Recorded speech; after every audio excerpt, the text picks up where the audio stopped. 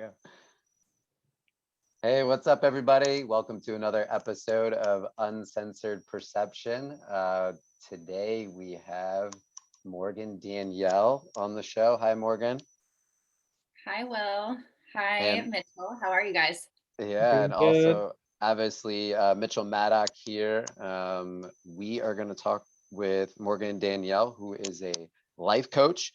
She's a Reiki master, obviously a great mother, entrepreneur, and future tennis pro, right? Future tennis pro. That's right. Is that right? Yeah. So Morgan is doing some amazing things out there. And we wanted to bring her on the show, obviously, to get that out. We want people to understand that there are outlets in all areas of life. And Morgan, she deals with helping women with emotions after some sort of trauma, correct? Right. Yeah. Yeah, so she looks at obviously what's going on in a person's childhood through life. How does that work? Give us an insight at into what you're doing. Yeah. So when it comes to what I do, I help women rewire their minds after trauma so they can release toxic relationship patterns. And so what that looks like is, we have these toxic relationship patterns, whether it's we keep attracting the wrong types of relationships or they're toxic, or we have these toxic behaviors within ourselves. And so a lot of the times those are actually defense mechanisms, and it comes from our childhood, usually between ages 0 and 7. And a lot of the times, we're trying to manage these symptoms. We're trying to manage these things that we're doing, like trying to just stop self-sabotaging, stop attracting the same partners. But what it comes down to is we actually have to get to that root cause, which is whatever happened in childhood, it was some kind of trauma, whether it was, you felt left out, or you were overly criticized by a coach or a parent, or, if there was a divorce in your home, or, you had an emotionally unavailable parent, something along those lines. The possibilities are endless when it comes to what could have triggered this, but it disrupts our identity, our ability to develop healthy self-esteem and self-love and self-worth. And so we take that into our adulthood. And so the experiences that we have in adulthood, they mirror what we experienced in our childhood, if that makes sense. Yeah, that totally makes sense. So when you work with someone, is it apparent that there is a dysfunction? Where does somebody say, oh, hey, I might have some trauma from my childhood that could be doing this? Or do they just say, hey, my life is kind of in shambles, or it's not in where I want to be, help me? And then you do your thing and you say, hey, you may have some childhood trauma or something like that. So talk about that. Yeah, so a lot of people come to me. Some people know that it stems from childhood. Some people have literally no idea. So when we have that conversation of, what are you dealing with? You're scared of rejection and abandonment, and you self-sabotage these relationships, or you keep attracting narcissistic or abusive partners. It comes down to, I'll ask them, well, in your childhood, can you remember any experience that kind of made you feel the way you're feeling right now? And so like I said, like some people know where it stems from. Say if they had their father abandoned them, they know that they have that abandonment trauma. But sometimes I had one client that her teacher made her feel really bad about herself, saying that she was dumb, or she was slower than the other kids. And so something like that can literally cause an entire lifetime of self-worth issues and self-esteem issues until that is healed. Yeah, that's some stuff that we've talked about, Mitchell, just those patterns and things like that of continuing the same processes and things. I mean, it's amazing. all that stuff, all that work is awesome, and definitely 100% needed. I think obviously we've all experienced some sort of trauma. We've all had someone tell us something, that radiated, if it was a person of influence or something like that, who said, hey, you're never going to amount to anything, parent, whatever, uncle, whatever it is. And you hold on to those types of things. And, Yeah. you move through life and you make decisions based on that type of feeling. And yeah, and that's that's how obviously we all end up where we're at. So I love what you're doing, Morgan. Tell me, how do you help those people? What is the process? What do you do with them in order to help them overcome these traumas, or recognizing them in general? Yeah, so when it comes to the process, we have to understand, like, some people will tell me, I went through this thing as a child, but I feel like it didn't really affect me. It's not a big deal. And so what I always make sure that they recognize is, as an adult, when we're looking back with adult eyes, we're like, oh, like, sure, it affected me, but it's really not that big of a deal. I'm sure it didn't have an impact. But when you look with your, through the eyes of you as a child, that was the biggest thing that was going on in your life right then. Children see all or nothing. They don't see gray areas, and they also don't understand logic. So they think that everything is their fault, or something happened because of them. Like, mom was emotionally unavailable, and they think that it's their fault. They don't understand that mom went through things that made her emotionally unavailable. So I make it, we have to discover that and really have them understand how their inner child was affected. And so once we're able to do that, then that's when you can finally move on.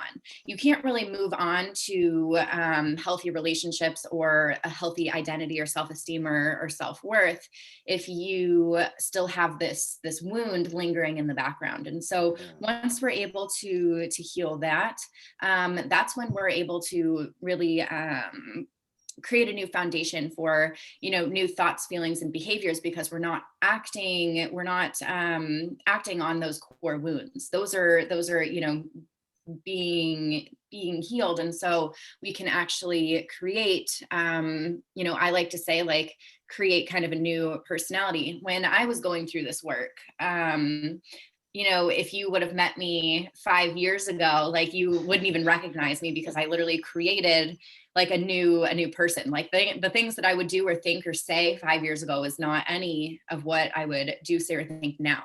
And so I had to create a whole new different person. Yeah, you quantum leaped. That's what we talk about, Anthony, and in the Positive Pineapple, we talk about quantum leaping. Once you make a change, it's like you have these forks, millions of forks or infinity forks in the road, and every little decision that you make guides you in a new direction, but you're really quantum leaping. You're leaving and coming back as this, and it happens, obviously so quickly you don't perceive it, but you quantum leaped into who you are currently now on this path of obviously we're all on the path of self-discovery. I think we always will be, but you're on the path of helping other people to understand that there is a path of self-discovery, and there is the opportunity to change your life and literally quantum leap out of the excuses and the garbage and the past things that happen, and realizing that, hey, in this moment right now, I can choose to be a different person. I can choose to, at least seek help, and finding you, someone like you, a life coach who is obviously inspirational in your own story, but also helping them to be able to make the right steps, right? To recognize this stuff and make the right steps.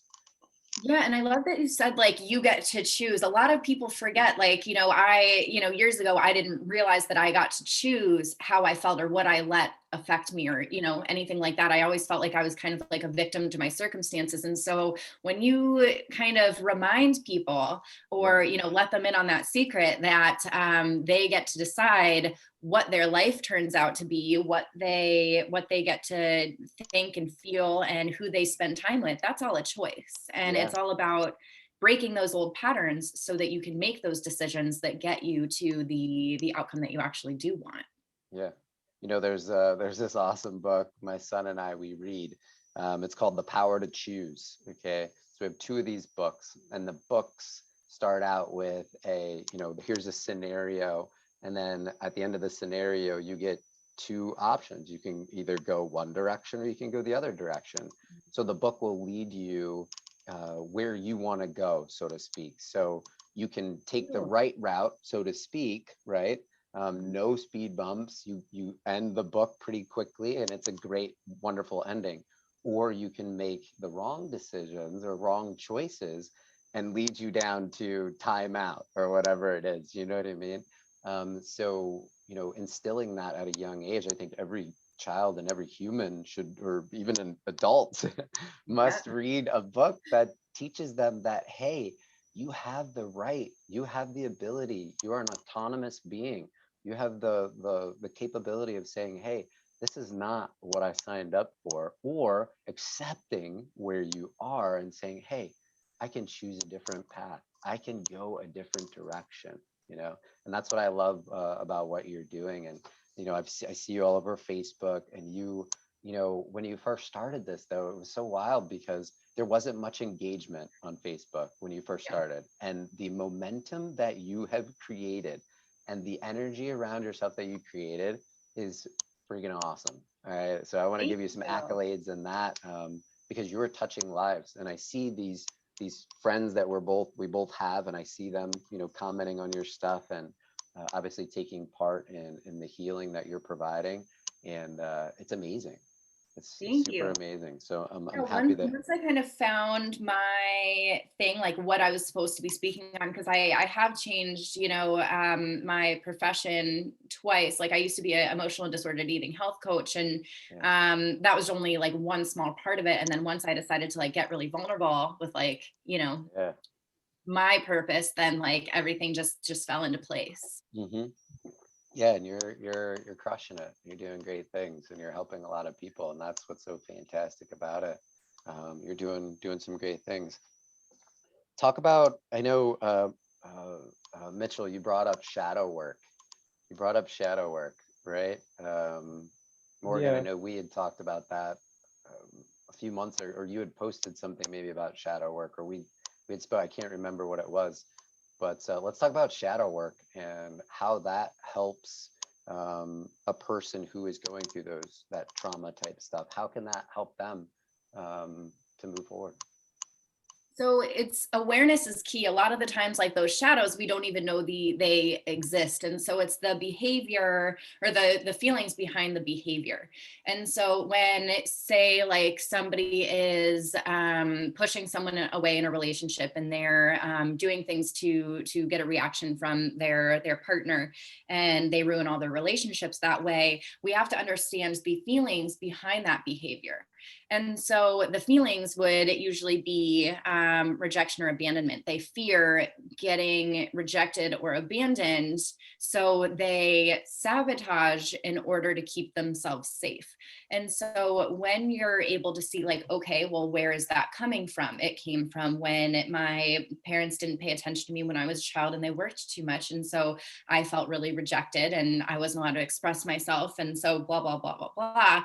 It goes into, that's their shadow. That's the work that they have to work on in order to get this outcome of not sabotaging relationships. And that's obviously, when you're working with something, you're doing that shadow work with them, correct? You're kind of pointing out, hey, this is what could be holding you back. This is what could be sabotaging your life, and this is how we're gonna approach it, correct? Yeah, so I kind of lead them into questions that have them have that like light bulb, that self-discovery. And so like when they come up with it on their own, it's a lot more impactful. And so yeah, it's been a lot of people have been like really blown away that they still had those kind of wounds that they hadn't thought about in, 20, 30 years. Oh yeah, for sure. There's it's so cool. I mean, this is so interesting, so wild. And I started doing shadow work myself, and it was really prompted. I think it was on your post. I can't remember what it was, but I know it came from you. Something about shadow work, and just investigating within you, what could be causing your life, your path, Yeah. and working through that and working on that. Mitchell, what do you got? What do you got on shadow work? Well, I feel like you guys just got to say everything that I came up with earlier to say. At this point, I don't really know what else. I guess I could dive more into my personal connection, I guess, to shadow work and try to find something in there. So I grew up not only with a household that got, with divorce and witnessed firsthand abuse like happen in front of me and stuff, and also grew up in a cult as well. Like had to survive being in a cult for the first half of my life. Even, I mean, it was mainly in it really young, but I was continually in it at least partially until I was like 15, 16. So like I had to completely unlearn this cult mentality that was governing the way I saw the world, and also the traumas of witnessing abuse and having my parents, together and be divorced and all that stuff that I, went through. And then because of the cult and the fact that half of my parent was no longer in this religion, um, everyone looked at me like I was a liability because I now was getting to experience world outside of the cult. So I was constantly having people looking at me like there was something wrong with me, that I was a danger, that I was a threat, that there was something wrong with me and that I was inherently evil or something. And then that is something I've had to do a ton of shadow work to heal, because I literally always walk around looking, and to this day I will, someone even looks at me wrong, sometimes I'll think like, oh no, I did something wrong and they're mad at me, or oh no, maybe I am evil or something like that. I will carry that burden. So the shadow work is really important to go in and learn to like basically take your younger self, look at it and be like, put your hand on his shoulder and be like, it's okay. You're Mhm. They were wrong to treat you that way, and you are not evil. You deserve love. And like literally self-love is my big thing right now. You need to go in Awesome. and all the ways that you judge yourself, love yourself, and for, almost treat it like you're looking at little you and putting a hand on their shoulder and like, it's okay. Like you got this. Like, Yeah, how do you you feel really about have to that? like reparent that inner child, especially with what you've gone through. It's like you have to unlearn that stuff and then reparent. Yeah, absolutely. So it seems like. Yeah, I think we're all on that journey. It's in, Morgan, with you, you're bringing it to light for people so that they can begin that journey of self-awareness, and again, the power to choose and the ability to overcome these self-limiting beliefs and all that type of stuff, which is super, super amazing. Let's see, what else do we have here? Gosh, there's so much to talk about. I feel like I my know. I feel my like we could go for hours, which you and I have before. Yeah, so I'm trying to think. So the Reiki, let's talk about Reiki. How do you now, do you bring Reiki in with your life coaching healings? How does that work, or does that sometime intermingle with each other? Yeah, so I mean, I bless all of so I do group coaching now. I rarely do one-on-one anymore, but in my group coaching programs, like before they happen, I'm always blessing and reikiing the space, the people in the group. So I always bring that in, and I feel like that has a lot to do with how successful my clients have been, because when, say, we pray for somebody, or we do Reiki on somebody, whether they know it or not, it's actually changing their being. And so I feel like a lot of my clients have had crazy successes, and that has to do with the amount of work they're putting in the process, obviously, but also having that energy that's surrounding them and helping them through it. And so I do that, and then I'll do in a group setting, like a couple times a month, I'll do a Reiki experience for the group. And so it's always been really, really impactful. It's allowed clients to release traumas that have been stored in their cells, stored in their subconscious. And it's been really, really great for people that have gone through trauma, because it allows you to get out of that fight or flight mode and come back into a peaceful kind of new minded body. I love it. Oh yeah, Yeah, and it's Reiki is sweet. I've cool done what. that for years. Oh, the Reiki stuff. Yeah. Yeah, I was experiencing Reiki at one point. I became a Reiki master too. I don't remember. I did it like it was like a period of my life when I was first learning about energy and stuff, and I was really into it and learned Reiki, but I have since forgot. But it's wild what I've experienced. Some people have happen where they like will burst into tears. Or I've had people like not from me personally, but like I've been in like a room and there's people doing Reiki in another room, and I've heard like someone just start screaming because they all of a sudden like they just let go of some sort of trauma or something they had stored, and it's like they're having an exorcism almost. Yeah. But it's bizarre what can happen with Reiki. It's pretty cool. Yeah, it's amazing. And some people think it's like really woo woo. Some people are really into it. It's like, you got to like, I know my people, like they love it. And so, it's the right people kind of come to you for it. But I mean, it's changed my life. It's helped me let go of a lot of trauma. And so, I always make sure that I offer that in my work. That's awesome. Yeah, Combines a couple different worlds. Yeah. yeah, it's wild what we in society consider to be normal when it comes to taking care of your body and stuff like that, because you look at medicine, modern medicine, and we think we call that the norm, right? That's normal. But that's only been around for 100 years or less, right? Or somewhere about. The true healing happens, when you work on yourself, and obviously when you have people facilitating that healing as well through the energy, through touch, through love, through intent, and all that good stuff. And we got to bring back the norm, right? What's the norm? The norm, Create a new norm, chiropractic. really. Yeah. The norm should go back to where it was. We're using herbs and vitamins and nutrients and the healing touch and energy and all that good stuff, things that we're actually made of, not synthetic garbage. We're not made of that. What was Yeah. that? Like 100%. I think that, like 5 years ago when I started doing Reiki, it was, a lot of people thought it was like weird. They're like, what is this Reiki? But now it's actually become really, I don't want to say mainstream, but like it's become a lot more popular. Yeah. And so, I mean, that's really amazing that it's come so far in, a few years. And it honestly, like it's dated back so long, like, it's an ancient Japanese thing, but it got lost along the way. And now it's starting to come back. Oh, I For didn't sure. I didn't know that part.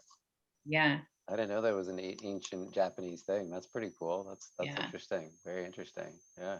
I dig it. I love it. There's lots of different even energy healings too that you can get into other than Reiki. I think Reiki is specifically like the Japanese. There's symbols and art and stuff that go with it, and you learn like the power symbols, and like you can make them certain ones with your hands to help amplify healing. But in general, everyone has an energy field all the time. So Will, I know with your chiropractic, you use a chiropractic form of Reiki all the time because you like using your hands versus that clicker thing. So that way Yeah. you can have a direct transfer of energy into that person's body and help facilitate the healing. It's pretty cool. So he's basically a Reiki master as well. He just doesn't know it. I'm Reiki attuned. Cool. I have been Reiki attuned. But yeah, it's all that art, the art of healing, the art of intent, the art of loving another human being in front of you, and accepting them for who they are, and then saying, hey, let's get you well, let's move you forward. And that's to me what it's all about, using what we're made of to heal ourselves, right? The food, the water, the air, people, touch, love, all that stuff is just so amazing. Morgan, let's talk about let's give some. I know we're running out of time here, so let's talk with the people about, hey, what's the call to action? How can they recognize these emotional patterns and then say, hey, oh, did I lose Morgan? Oh no, she's back. I She's hear you back. now. Okay, good. Everything's good now. Everything's unfrozen. So, okay, I think we had a little internet or something glitch there, but so let's do a call to action. Talk to people about why they should come see you, when they recognize, some issue, like what is the call to action for someone? How would they know that, hey, I need to go see Morgan Danielle?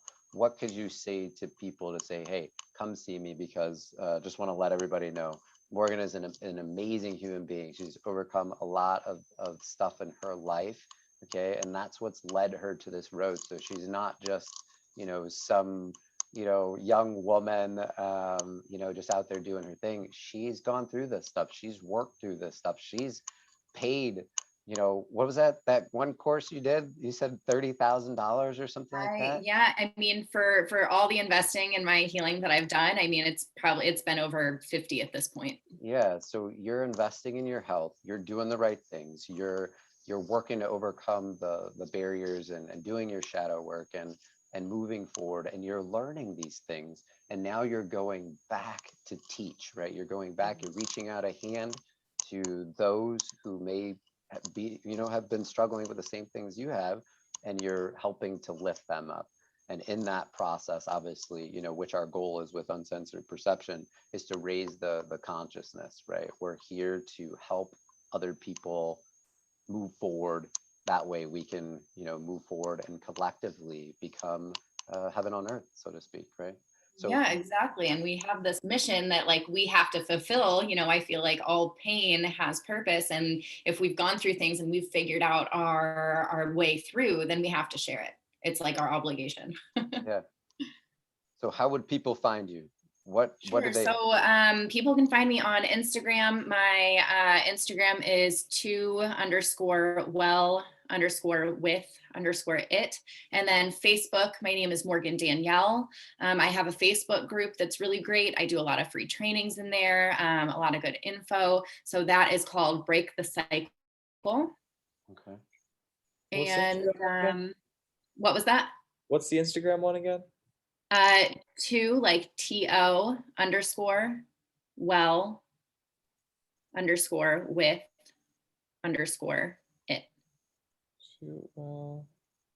I love it. And Morgan, if someone, why would somebody want to come see you? Okay. Or so, like I said, most people may be unconscious, so to speak.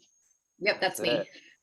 Most people might be unconscious as to what is truly going on. Okay. So how do we speak to those people to get them to maybe have a light bulb turn on and say, hey, I need to contact Morgan Danielle to work on myself, right? Yeah, so anybody that's experiencing the symptoms of toxic relationships, like if they are constantly attracting emotionally unavailable people, abusive people, emotionally or physically or both, any feelings of like depression, anxiety, self-sabotaging behavior for themselves, like that toxic relationship with themselves, if they have like a really bad inner critic, and they're holding themselves back, if they are struggling with like overeating or low self-esteem, low self-worth, then that is what you would come to me for, and that's what we'd be able to help you break free from. Can I throw in something too? It's cool. So we talked about how there's, other than modern medicine, which is only 100 years old, there's also like so many other types of healings, which is kind of a thing that our podcast has become about. But then with this one too, I don't think people realize that a lot of the ailments within the body is stored trauma. Like for me, I have this digestive issues. I got a hiatal hernia, so I guess that like tops it off. But I know there's some other things going on as well that Dr. Will here's helped me like triumph, but I'm still dealing with. And I realized over the years too that that's probably a manifestation of childhood traumas and those things I talked about earlier that I stored in my body. And so a lot of people out there might even want to come to you if they're experiencing those type things, if they know they went through trauma and they're having pains in their bodies that almost don't add up for them. Like it's almost just like, where did this come from? Like a lot of times it is, you know, as you already definitely know, stored trauma in the body. Yeah, exactly. Like for my Reiki clients, I don't do coaching on physical pain, but I've had clients that come like, and they have autoimmune disorders, and that's just one of the things. And their autoimmune disorder actually starts to, their symptoms lessen as they've healed that trauma. And then my Reiki clients, you know, their pain has gone away if they've had back pain, or if they have neck pain, if they have chronic headaches, you know, they'll come to me for Reiki, and those will usually dissipate. I love it. I love it. I love it. I love what you're doing. I'm so happy to chat with you again. I know we don't see each other that often. I know summertime's coming though. You better get that tennis racket. Right? And I'll be available for some beach time and some Yeah. tennis. Yeah, some slacklining. We're gonna be, you know, I'm all about it. Sexy Ali will be down at Edgewater. I was actually looking up permits this morning. I think I might have to get one, but we'll be doing some awesome exercises, some neural balance training, utilizing slacklines. So we're gonna bring our portable slacklines to the beach and actually have classes and stuff. So we'll be training the brain, training the body, which is really, really fun stuff. So yeah, it'd be awesome to see you out there for sure. Yeah. Oh, we'll link up for sure. Yeah. Well, thanks so much for coming on. Yeah, Mitchell, thanks for sitting in my living room and being a part of this. I appreciate it.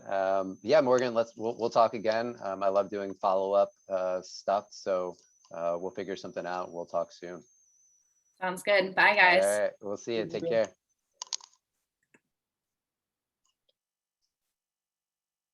How was that 30 minutes already?